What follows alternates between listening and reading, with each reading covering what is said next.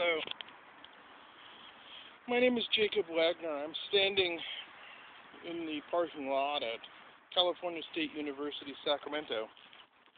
While I am 2,000 miles away in Arkansas, my mother is lying in bed dying of cancer. I don't know how long she has, but I hope she has long enough to see this. Most of this message is going to be directed at her. Mom,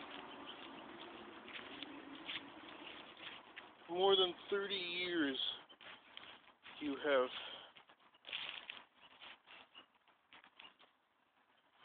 tried to leave me. You've raised me. And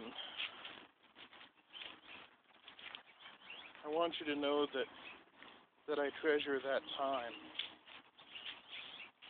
The Book of Proverbs says, train up a child in the way he should go. When he is old, he will not depart from it.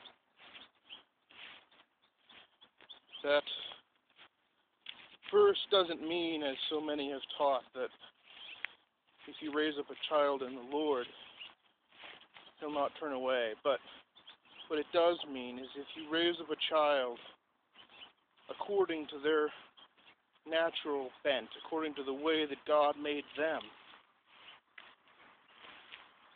then they won't depart from that.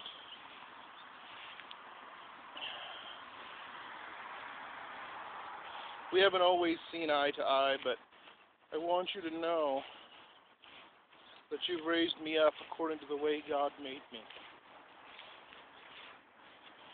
And I will not leave him, and I will not leave the service to which he has called me.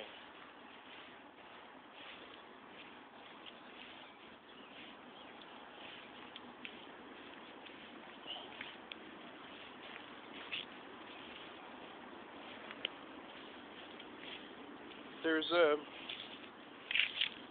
parable that I've been taught to use in evangelism that I think you'll find comforting. It goes like this. There's a man on an airplane who someone gives them a parachute and tells them that it's going to help them to enjoy their flight better. So the man puts on a parachute, and it weighs heavy on his shoulders, and he can't sit up straight in his chair, and he just doesn't understand how the parachute can help him have a better flight, but he's willing to try. So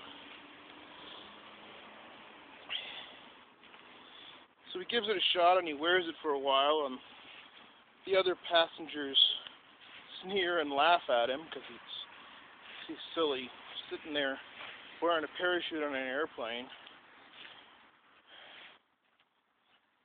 He's uncomfortable, and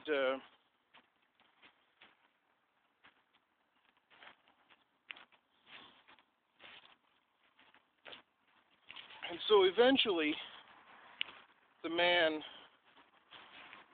hides, ducks down in the seat, and slips off the parachute, and determines that no one's ever going to get him to wear one of those again, and he's a little angry at the person who gave it to him and told him that it would give him a better life. Well, this is a picture of the way most people do evangelism today. They tell people that Christ will give them a better life. The problem is that not everyone has a better life. Some people have little to look forward to in this world. There's another man who was given a parachute on an airplane, and he was told that in any minute he would be required to jump 25,000 feet out of the airplane, and that he needed to wear the parachute in order to save his life.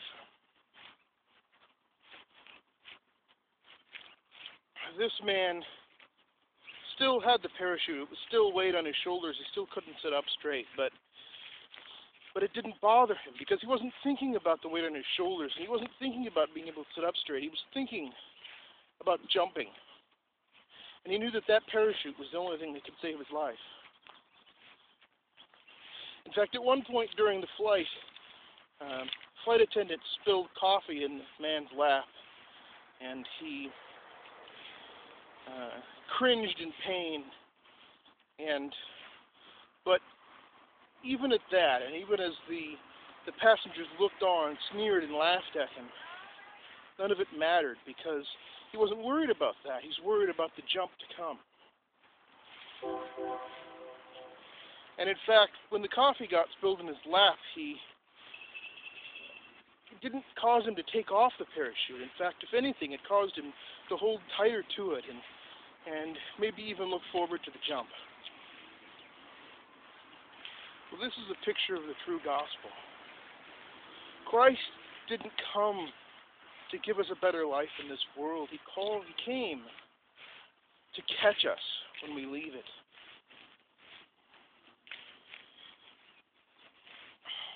So, Mom, it looks like your jump's going to happen soon. I don't know how soon, but soon.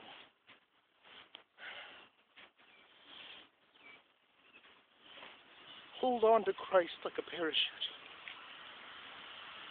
Hold on to it like the only thing that matters.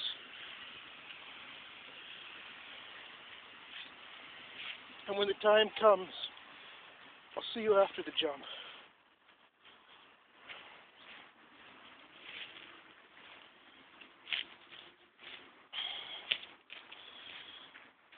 I'd like to end by quoting one of my favorite songs that I know because you recently told me that it's one of yours as well.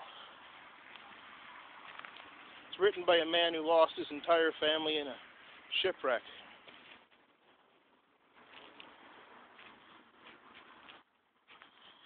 He says, "When peace like a river attends my soul, when sorrows like sea billows roll, whatever my lot, you, Lord, have taught me to say, it is well. It is well with my soul."